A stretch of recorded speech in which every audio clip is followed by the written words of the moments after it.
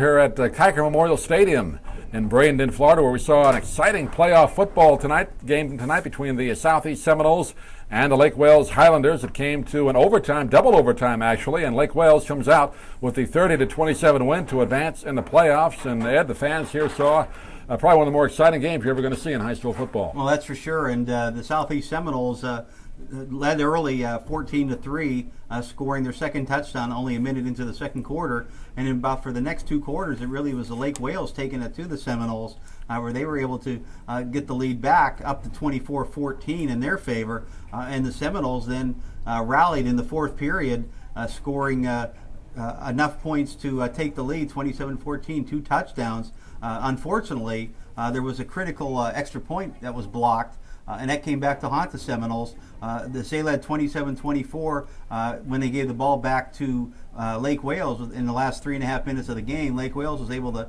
drive the ball all the way down inside the 20-yard line. They came up short trying to get into the end zone, but they had a great kicker, Bonini, who was able to knock it through as time ran out in regulation to tie the ball game 27-27, and then it went into overtime, and anything could happen at that point.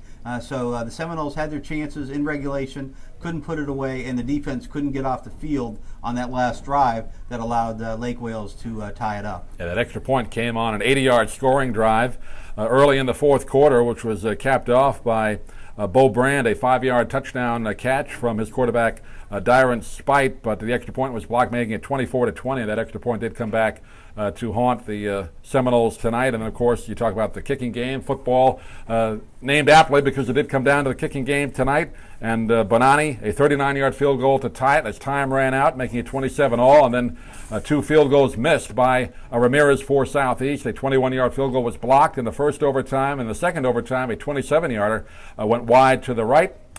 Kind of ironic because Knoll fans know about wide to the right, don't they? Don't remind me.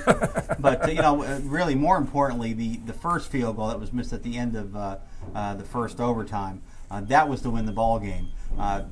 Jonathan Dowling made a big play on third down on defensively, intercepted the pass, and stopped Lake Wales' first attempt in that overtime. All Southeast had to do was kick the field goal. They were lined up in front, and unfortunately it got blocked again, which kept the game alive. Southeast was ready to walk off the victor, and that really turned out to be the final turning point of the game.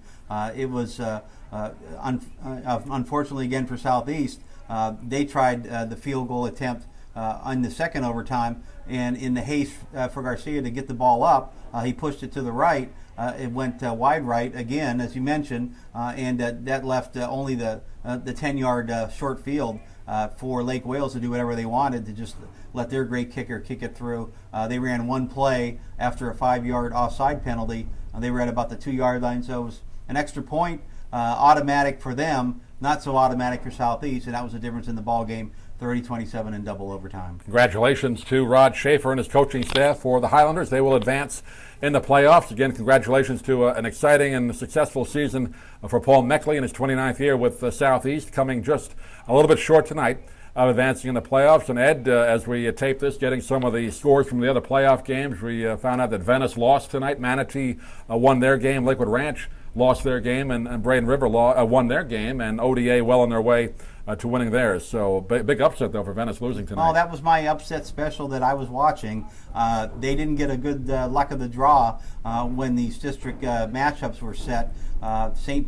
Petersburg High, 8th ranked 5A team in the final class 5A poll, was upset by Gibbs in District 9. So Gibbs was the champion, and that's where Manatee had to travel tonight to a 6-4 team, while an 8-1 team came down to Venice, almost as highly ranked as the 3rd-ranked Venice Indians, and that was where I thought they had an opportunity to lose the game. St. Petersburg High obviously did all the right things. They were able to come away with a victory on the road, and it sets up now a matchup between Manatee and St. Petersburg to move on in the regional playoffs. We don't know where we'll be next Friday, but we'll let you know. We'll post it here on the website. Hopefully we'll have a good local matchup here in Southwest Florida, the best game we can provide for you here at the broadcast of SarasotaHighSchoolFootball.com. But we saw a good game tonight, Ed. The final score once again, Lake Wales 30, Southeast Seminoles 27. And a reminder, we'll have Sarasota Sailors basketball for you at our broadcast site, DougMilesMedia.com, also via Ustream. That'll come up Tuesday the 24th as the Sailors open their home season against the Charlotte Tarpons. But Ed, we had a good time tonight, and thank you all for watching out there. We'll see you again real soon. Nothing like playoff football in Florida. Go watch some next weekend if you missed it this weekend. For Ed Schneider, this is Doug Miles saying thanks for watching. Good night, everybody. Good night.